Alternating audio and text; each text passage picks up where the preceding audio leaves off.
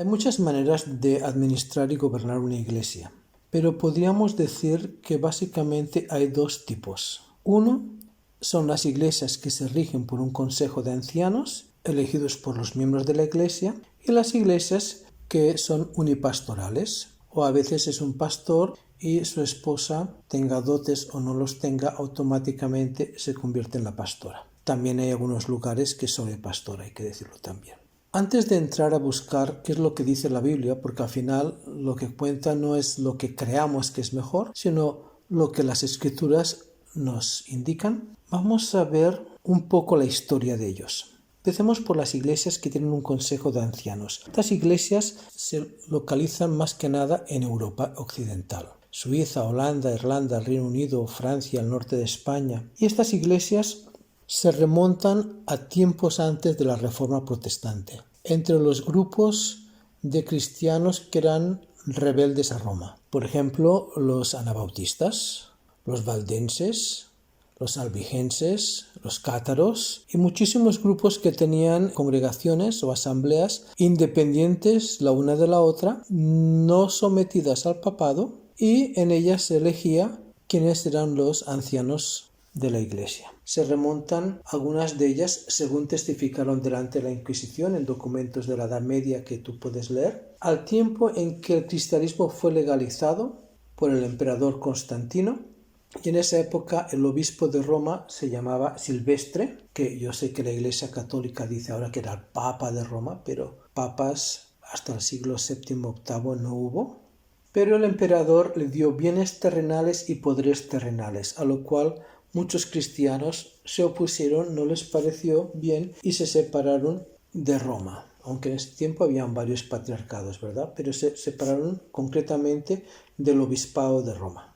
Este tipo de organización que ya tenían en el siglo IV, lo más probable es que la heredaran de las primeras sinagogas cristianas. Y las sinagogas cristianas lo sacaron obviamente de las sinagogas donde habían nacido. Incluso lo podemos ver detalles que se encuentran en los evangelios. Por ejemplo, Marcos dice: y vino uno de los principales de la sinagoga. La sinagoga tenía varias personas encargadas de la sinagoga. En Lucas, y enrollando el libro lo dio al ministro. En las sinagogas habían varias funciones. Una que no era tan importante es el encargado de sacar la Torá o la Haftorá y entregársela a la persona que va a leer, que en ese caso pues era Jesús, y él se lo entrega, ¿no? Ministro. Ministro quiere decir servidor, o sea, el que le sirve las escrituras al otro para que éste las lea. Pequeña jerarquía entre los encargados de la sinagoga. Estaría el ministro, estaría el principal, había más principales. Incluso en Apocalipsis podemos ver que dice: escribe al ángel de la iglesia de Éfeso. El ángel era uno de los principales, que era bastante culto y se encargaba de la correspondencia entre las sinagogas. Las sinagogas son siempre independientes, Cada asamblea, cada sinagoga es independiente. Acordémonos que la palabra sinagoga no es una palabra hebrea. Sinagoga, iglesia, son palabras griegas que significan lo mismo. Ahora, las iglesias unipastorales están más que nada en América, debido a que funciona mucho en Estados Unidos, y como los misioneros americanos son los que han evangelizado Latinoamérica, pues han llevado también con ellos su forma de administrar o de gobernar una iglesia. Con frecuencia el pastor está casado y entonces su esposa se convierte en pastora automáticamente e independientemente de que tenga dotes para ello o no. Eso básicamente solo pasa en ese tipo de iglesias. Por ejemplo, en las sinagogas pues está el rabino, la rabanit, o sea, la esposa a lo mejor hace muchísimo para la congregación, o a lo mejor no quiere saber nada de la congregación ni tan siquiera asiste. El judaísmo no la obliga. También con frecuencia pasa que esta pareja de pastores han fundado la iglesia, la han abierto ellos, y por lo tanto pues tampoco les vas a cuestionar su autoridad. Ellos lo han empezado, lo han hecho todo, y entonces pues ellos son los que mandan en la iglesia, ellos son la autoridad en la iglesia. Las diferencias entre ancianos y pastores no es simplemente algo de nombre. La diferencia es muy grande en los resultados. Por ejemplo, en las iglesias Con un consejo de ancianos, la transparencia económica es completamente cristalina. Se presentan, lo quieras o no lo quieras, a la congregación todos los meses los números, qué es lo que se ha gastado hasta el último euro y quién lo ha autorizado y por qué se ha autorizado. Es todo muy transparente. Mientras que cuando hay un solo pastor, pues no hay la costumbre de ir y pedirle explicaciones económicas, ¿no? De hecho, sería una falta de respeto. Y puede darse con más facilidad el que haya chanchullos económicos. Por otro lado, el abuso de poder es más probable que pase en una iglesia unipastoral que cuando hay un consejo de ancianos, porque son muchos, todos se vigilan y siempre te puedes quejar al otro, se da menos el abuso de poder. Aunque también hay que decirlo que en los consejos de ancianos con frecuencia hay un anciano con A mayúscula que puede manipular un poco a los otros ancianos que tienen una personalidad un poco más débil. También la participación de los miembros de la iglesia es mucho mayor en las iglesias con un consejo, porque son ellos los que por voto ponen y quitan y ponen otro nuevo y van rotando los ancianos, se van subiendo, bajando, unos están más años, otros están menos años. Al ser más participativa, se siente más como que esa es mi iglesia. O sea, digamos, si no te gusta tu iglesia, cambias de ancianos. Mientras que en la otra, si no te gusta esa iglesia, pues te cambias de iglesia. Las iglesias unipastorales son muchísimo más efectivas. Son más dinámicas, hay más actividad, más evangelismo, más clases, más de todo y son mucho más eficientes. Lo que en una iglesia con un pastor se soluciona con un WhatsApp, en una iglesia con un consejo puede literalmente tardar meses, hasta que se reúnan, hasta que lo decidan, hasta que estén todos juntos. A lo mejor les pides una cosa y se les olvida de que les habías pedido tal cosa. Son muy lentas para cualquier cosa. Los ancianos solo toman decisiones pequeñas del día a día del funcionamiento de la iglesia y decisiones de tipo medio. Las decisiones importantes, como digamos si van a comprar un local o si van a hacer un gasto grande, eso sí lo vota toda la iglesia. También el problema que tiene cuando hay muchos ancianos es que la persona nunca sabe a quién dirigirse ante una sugerencia o un problema, le digo a este, le digo al otro. Con el pastor, pues, cuando las cosas funcionan bien en una iglesia, es gracias al pastor. Cuando funcionan mal, es culpa del pastor. No hay otro camino, está él es el responsable de lo bueno, él es responsable de lo malo.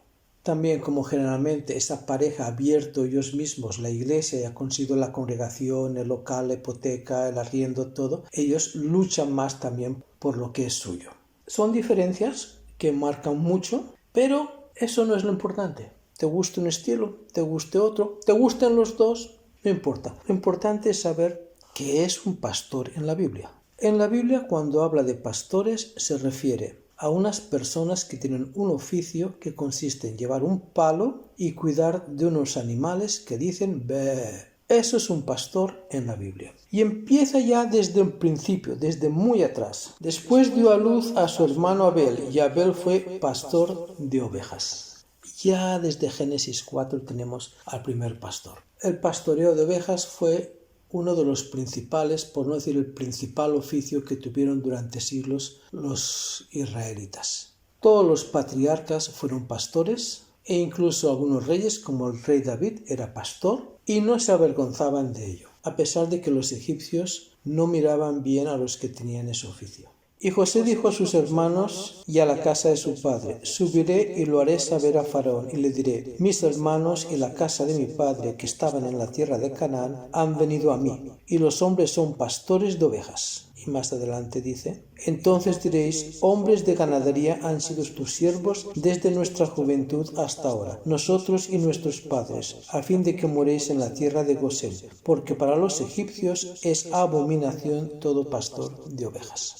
También hay varios lugares en donde el pastor es mencionado de forma alegórica. El primer lugar donde aparece es en Números. Ponga el Señor Dios de los espíritus de toda carne un varón sobre la congregación, que salga delante de ellos y que entre delante de ellos, que los saque y los introduzca, para que la congregación del Señor no sea como ovejas sin pastor. Y el Señor dijo a Moisés: toma Josué, hijo de Nun, varón en el cual hay espíritu. y pondrás tu mano sobre él, y lo pondrás delante del sacerdote Eleazar, y delante de toda la congregación. Josué fue el primero mencionado de forma alegórica como pastor. Recordemos que Josué básicamente significa Jesús, pero ya había sacerdote, o sea, Josué no fue colocado como sacerdote, no era levita, sino que es como el líder, aparte del sacerdote. Porque alegóricamente lo que significa pastor en la Biblia es rey, un líder. Isaías 45. Así dice el Señor a su ungido, a Ciro, al cual tomé yo por su mano derecha, para sujetar naciones delante de él, y desatar lomos de rey. Que dice de Ciro, es mi pastor, y cumplirá todo lo que yo quiero. Y luego dice, así dice el Señor a su ungido, a Ciro, al cual tomé yo por su mano derecha para sujetar naciones delante de él y desatar lomos de reyes, para abrir delante de él puertas y las puertas no se cerrarán. Dice que es su ungido. Ciro, el rey, es mi pastor, dice, el pastor que ha puesto Dios. Porque alegóricamente un pastor es un líder, es un rey. Y en ese caso ni tan siquiera es judío, ni tan siquiera es creyente.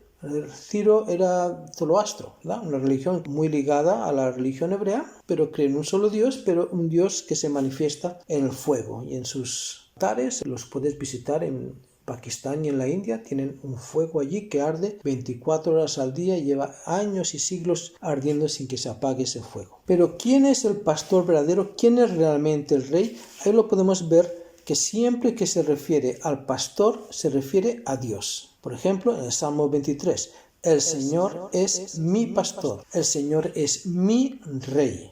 Y en muchos salmos aparece así, Dios es el rey. Por ejemplo, en el Salmo 136, el que leen todos los Shabbats en la sinagoga, enfatiza, Él arrojó al faraón de su ejército en el mar rojo, porque para siempre es su misericordia. Al que pastoreó a su pueblo por el desierto, porque para siempre es su misericordia. Lo leen durante siglos y siglos, se lee este salmo todos los sábados y toda la congregación contesta en cada frase, Leolam Hasdo, una y otra vez.